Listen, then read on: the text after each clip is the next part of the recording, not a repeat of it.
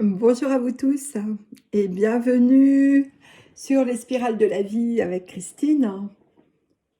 Nous sommes le mardi 14 novembre 2023 et aujourd'hui, ce qui s'impose à moi depuis hier après-midi, c'est le sujet de la souveraineté. Comment ça fonctionne, qu'est-ce que ça veut dire, qu'est-ce que ça implique et le chemin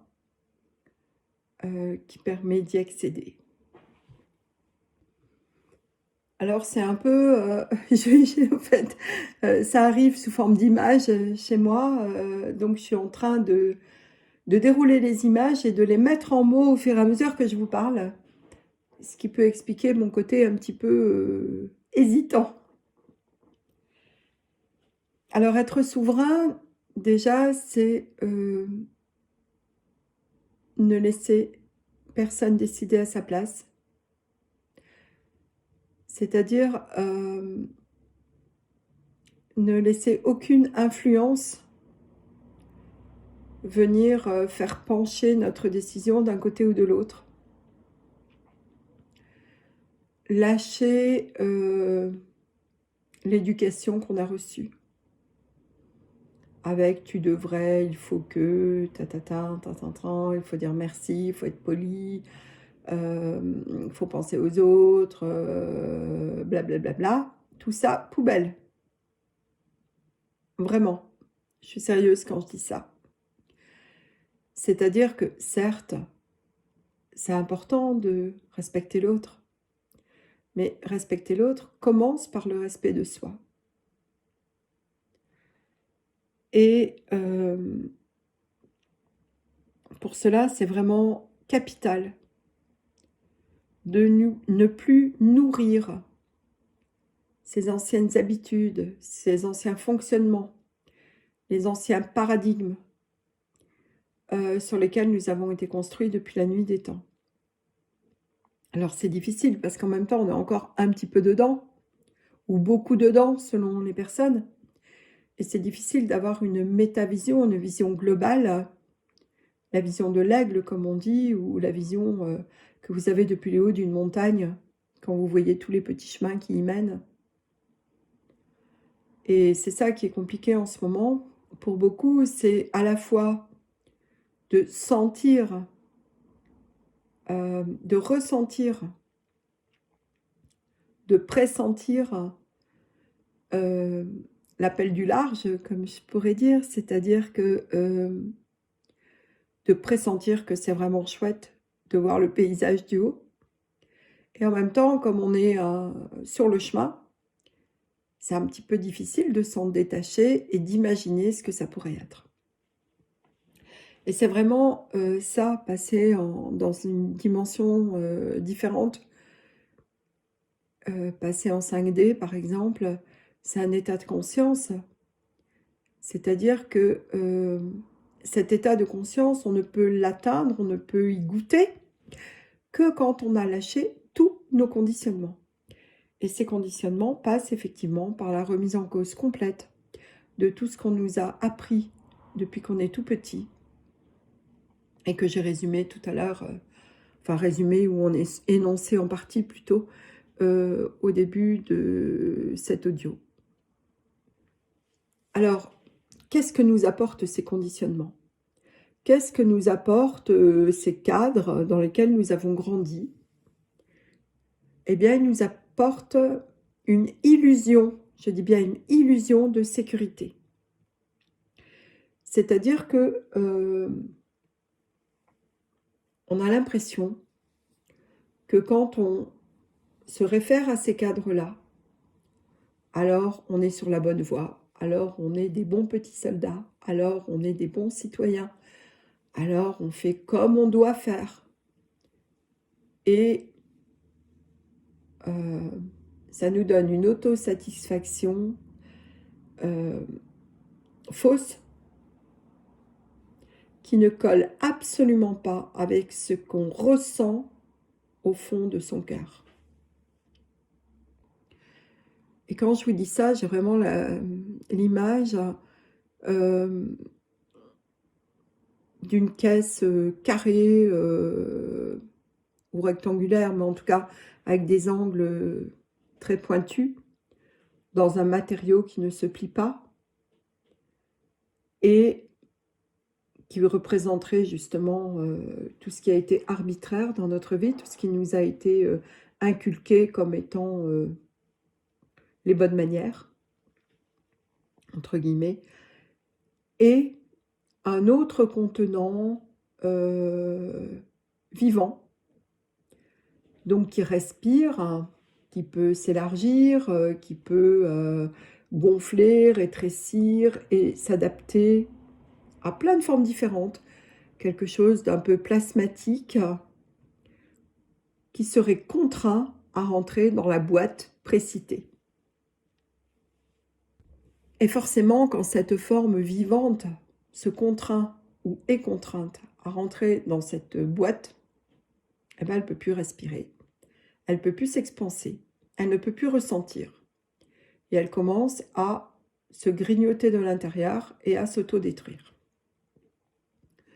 Et c'est l'image qui me vient pour illustrer tout ce que je suis en train de vous dire depuis le début, en parlant de ce formatage, et j'irais même jusqu'à employer notre robotisation intérieure. Et ce qui est vraiment tordu dans cette histoire-là, ce qui est vraiment pas sain, c'est que en faisant ça, nous nous persuadons que nous faisons bien. Et c'est relié à une fausse sécurité et à une fausse joie. C'est-à-dire que notre joie provient de la conformité à rentrer dans les cases.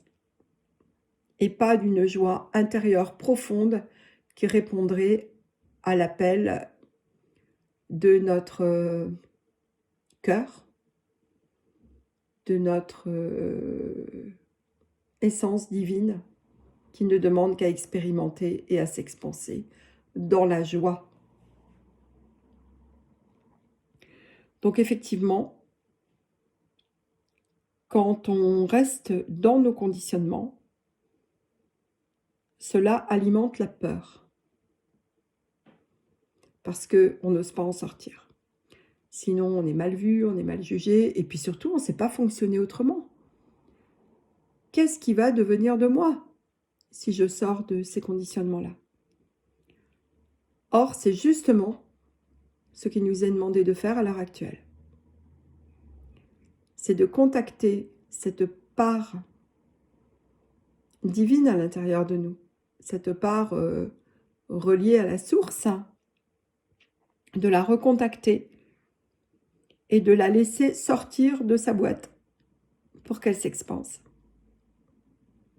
Et vous allez voir que plus on expérimente cela, plus on sent une joie intérieure profonde nous animer et s'expanser. Et mieux, on se sent aussi dans son corps.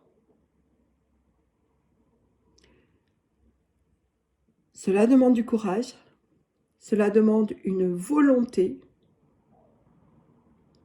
et cela demande une confiance absolue dans cette reliance à la source que nous avons tous, mais qui a été étouffée au fil des siècles et millénaires.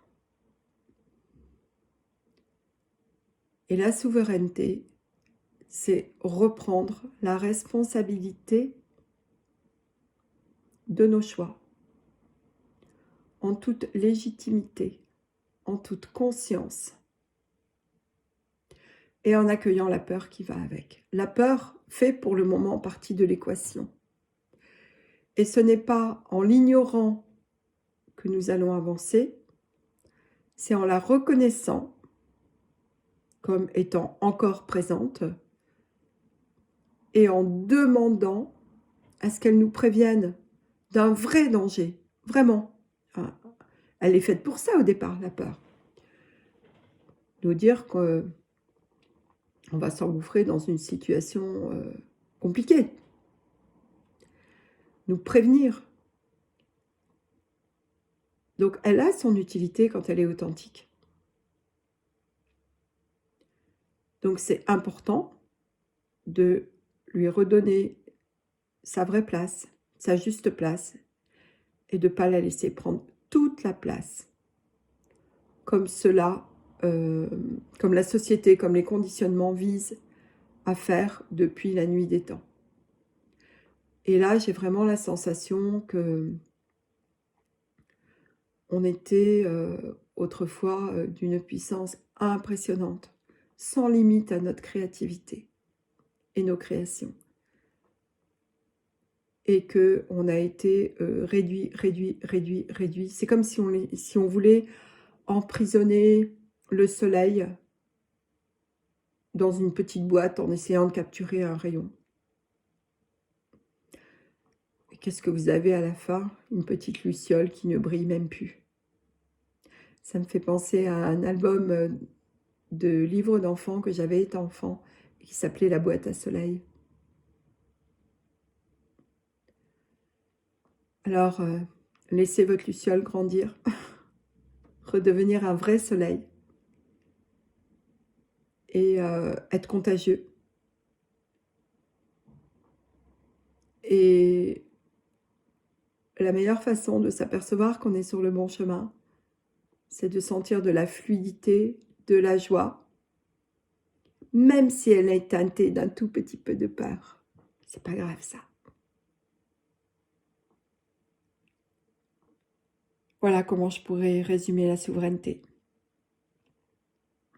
Lâcher l'ancien, lâcher tous les conditionnements, lâcher tous les systèmes qui nous enferment.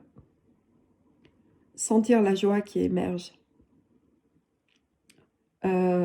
Le bien-être intérieur est comme une sorte de fierté, mais qui n'est pas reliée à l'ego, qui est reliée à la justesse des actes, des pensées, des idées que nous avons.